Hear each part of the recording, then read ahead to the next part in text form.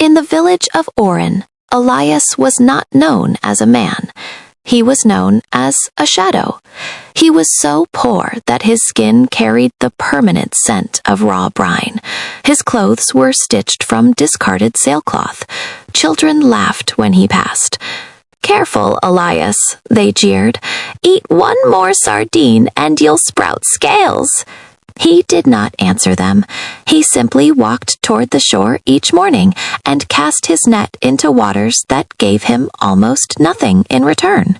But there was one place no one dared fish: the dead reach. The there was unnaturally still. No gulls circled it, no boats drifted across it, even the wind avoided it. One evening, under a moon the color of a bruised plum, hunger pushed Elias where courage never would. He cast his net into the dead reach.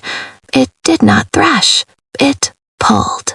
Slow, heavy, deliberate. His heart pounded as he dragged it ashore. When the net broke the surface, he saw a human hand tangled in rope. Then the shimmer of a tail. Not silver, not bright, but dark as a deep-sea trench. She was no singing legend, no smiling spirit. She was wounded. A jagged obsidian anchor had torn her scales. Blood darkened the water around her. Elias did not see a monster. He saw pain. He cut the net with his rusted knife. He carried her to the sand. He tore his only shirt into strips and bound wounds. He fetched fresh water and washed away the salt from her gashes. All night he worked. At dawn, her eyes opened, gold like sunken treasure. She studied him. "You did not fear me," she said, her voice like pebbles grinding under tide. "I feared losing you," he replied, surprising even himself. She reached into the water and drew forth a string of pearls glowing with an inner rhythm. "These will buy you the world," she whispered. "But hear me carefully, Elias." Her gaze sharpened. "You may own the land, but you must never name the sea. Not in prayer, not in anger, not in pride. To you, it must remain only the great silence." He agreed, and by sunset she was gone. The pearls were worth more than ships, more than harvests, more than kingdoms. Elias became the richest man in Oren. He built a manor of marble overlooking the shore. He wore silk robes instead of sailcloth. The same villagers who mocked him now bowed deeply when he passed. For a time he remained humble, but pride does not enter loudly. It seeps. At a grand banquet one storm-heavy night, lightning split the sky. A guest raised a jeweled cup and laughed. "Lord Elias, how did you conquer the ocean to gain such fortune?" Wine burned warm in Elias' chest. He stood. "The sea is my servant," he declared. "The sea gave me everything." The moment the word left his mouth, the wine turned to salt water. The marble walls cracked like drying clay. By morning, the manor had collapsed into driftwood and seaweed. His silks rotted to algae. His wealth dissolved like foam, and the villagers laughed louder than the waves. Elias walked back to the dead reach. He did not beg for riches. He did not demand answers. For 40 days he sat upon the black rocks in silence. On the 40th night, the water split open.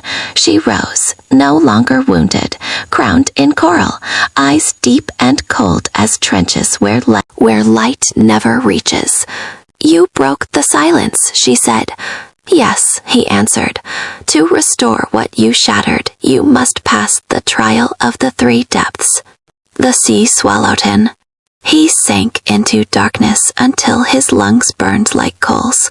At the ocean floor lay a cave of echoes. Inside it pulsed a faint glow. His true name, not Lord Elias, not Master, just Elias. Beside it rested a golden crown that shimmered with endless breath. Voices whispered, "You could rule below. You could never drown. You could be greater than men." His chest screamed. He grabbed only his name and kicked upward. He burst through the surface, gasping, alive. She placed a single pearl in his palm. "Find someone poorer than you." In Oren he saw sneers, closed doors. Then he saw her, an old blind woman beside the well, forgotten, trembling over an empty bowl. The pearl could have rebuilt his life. Instead, he pressed it into her hands. "For light," he said. The pearl dissolved. Her sight returned like sunrise. He walked away with nothing. That night she rose once more. In one hand, the glowing pearls. In the other, a small emerald flame. "My life is bound to the deep," she said. "If I return, I remain eternal beneath the waters. If you choose me, I become mortal. The sea will lose its guardian. Storms will roam free." This was no simple sacrifice. It was responsibility. He looked at the village, crooked huts, laughing mouths, barefoot children. He looked at her, fierce, ancient, wounded once by iron. "If storms must come," he said quietly, "then we will learn to stand." He chose the emerald flame. The pearls shattered into spray. The sea roared once, not in anger, but in release. Her tail split into legs. Scales became scars. She fell into his arms, breathing, fragile, mortal, and the ocean fell into perfect stillness. But Elias no longer chased wealth. He taught the villagers to build stronger homes, to share grain, to mend nets wisely, to respect the wind. The blind woman became the village healer, and the strange woman with sea-green eyes walked the shore at dusk, never entering the water again. On Elias's cheek, a thin emerald scar. It glowed faintly in moonlight. A reminder, some gifts are not meant to be owned, only honored. And in Oren, the sea was never named again. It was known only as the Great Silence.